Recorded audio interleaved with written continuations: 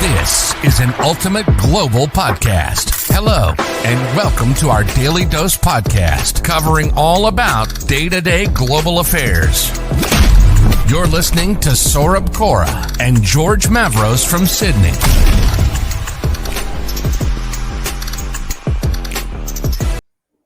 Hello everyone. This is 31st August and welcome everyone to our Daily Dose podcast today. Today we have got Joshua Karras again with us at our Daily Dose podcast, who is an executive manager at the United Nations Association of Australia. And you can see something different today in the way he looks, in the way he appears. And that is because today we have got the World Half Cut Day. And as you can see, that the Half Cut is a peer-to-peer social and environmental movement that engages all the people to raise the funds for forest regeneration and conservation. And they are creating this visual disruption by wearing a half-cut look to start the conversations about conservation. Would you like to share something about that, Joshua?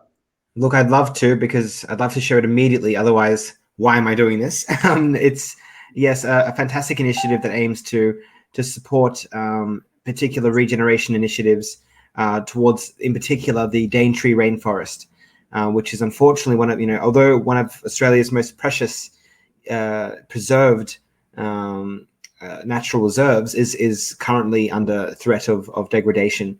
So, look, it was something simple. I needed a haircut, and so I had half a haircut yesterday, and I'll have the other half tonight. And why not raise some money in the meantime? Absolutely. We have got some great updates today, again from the New South Wales, that the vaccination rates are increasing quite rapidly. But the Premier has also announced that we need to be prepared for the worst month in October. And we have all seen that there has been some research in this regard. And I think, Joshua, you will be knowing about that NSW can even go up to 3,000 cases daily in October, which is considered to be normal by the Premier. But the Health Union is actually saying that it's going to be a big risk, even if you're 80% vaccinated and your ICUs are overwhelmed by the number of cases. It can be a big risk for the Australian government, for the NSW government. Did you have a chance to read that? Indeed, I certainly had a look at that. It's something. It was actually the research that information was based on was actually mostly sourced by my PhD supervisor. So it's I'm very close to the story that's evolving. Look, it seems like at this point we just don't know what is going to happen, for the reason that as a community, as a state that is engaged in such harsh lockdowns with Delta, there aren't many other scenarios around the world where Delta has been met with such harsh lockdown. It's very difficult to say. Yes, it might go up to 3,000, or it might stay where it is. It most probably won't go less than where we are at the moment for a time to come, unfortunately. But yeah, it's pretty crazy, isn't it? Absolutely. And that's why the number of cases, the number of mental health cases in Australia have also been increasing in the last few months. If you see, in the last year, we had a rise in the cases in Victoria, and this year we are also seeing that we are talking about mental health being so important. And I'm sure that mental health, taking care of your mental health, does not only impact your professional life, but also impacts your personal life in the way you deal with your partner, in the way you deal with your children during those months. Another big news coming for the vaccines, and we were talking about yesterday's Daily Dose podcast, that there has been an inequality in the way people are being treated. Some countries, like some of the African countries, are being treated. But good news for Africa coming yesterday, that France is going to donate 10 million doses of vaccines to Africa. And they have even targeted that at least 60 million doses will be given to the poorest of the countries by the end of the year. What a great initiative, Joshua. Isn't it? It's such a wonderful relief story in a time when, all we seem to be hearing is bad news. Look, let's be real. Let's be honest here. It's in the scope of, the population of Africa, 1.2 billion people. It's not a lot, but it's something, and it sets an important precedence, I think, that a donation to countries who simply cannot afford to purchase vaccines at this present moment must be considered in equality with developed nations. It really is as simple as that. Politicians should not be looking at be thinking on such a closed angle. We need to keep thinking globally. It is beneficial for all of us to be vaccinating at a similar time for trade and tourism purposes. So, I mean, if thinking of that aspect, wouldn't you think that it's good to have, what we've seen coming through, that Africa is just beginning to now receive some attention? Absolutely. I think countries like African countries and the South Asian countries need the most support at this time, because they need to be completely vaccinated as soon as possible. If there is going to be a new mutant coming up, a new variant of COVID virus coming up, it's you never know that these vaccines become ineffective. So you never know that the Pfizer or the AstraZeneca is ineffective against a new variant of COVID-19, which comes after a few months. So we have to be ready with that fact as well. Absolutely. But what Dr. Anthony Fauci was saying is that we might have to go with this 8 months of COVID booster in the United States.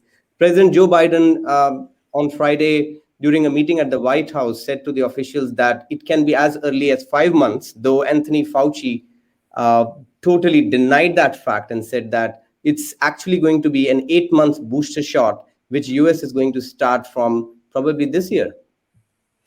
I think in the concept of booster shots are most certainly important, and they will be needed. As for the time period as to when, I don't think that there is a definitive time period as of yet. The scientific jury is out, so to speak.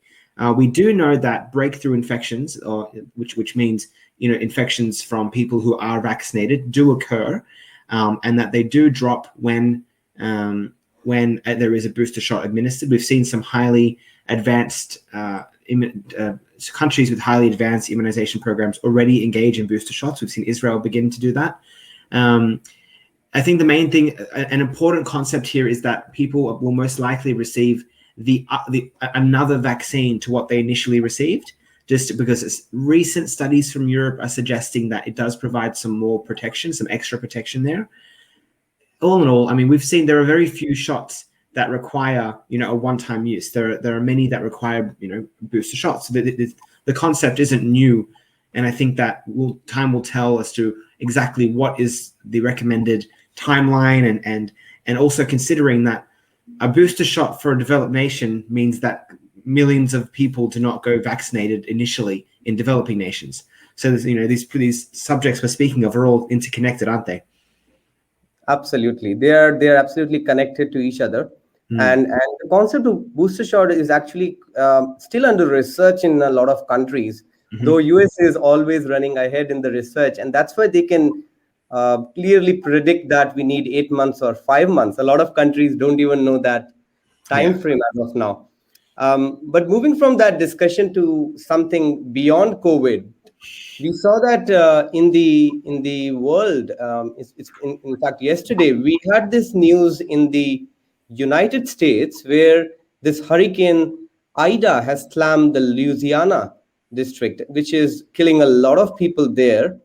And the another news that was trending was that finally today the United States came out with this press conference that finally they have ended the war. Though this can be a big question, that has the war really ended, or is it the beginning of the next phase of the war? Because United States feels that they have completely withdrawn from Afghanistan, but there is clearly a demand within Afghanistan as well that they need to transport more refugees from Afghanistan. That is definitely a big news. But what I would like to know from you is another trending news coming from Europe. We know that Germany is bracing for an exciting federal election in the month of September, which is kind of leaving behind a lot of challenges in Germany. And Germany is a very important nation in Europe, and also in a lot of developed countries. It has got this impact that it leaves And the kind of leadership their chancellor has given for the last 15 years, Angela Merkel, has been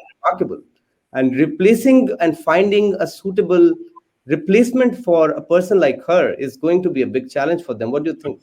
Absolutely. I mean, look, since 2005, she's run the place, hasn't she? It's her. The country is her business. It's Europe's largest economy, and to find, as you've said so correctly, to find a new chancellor for such a magnate of a country is going to be difficult.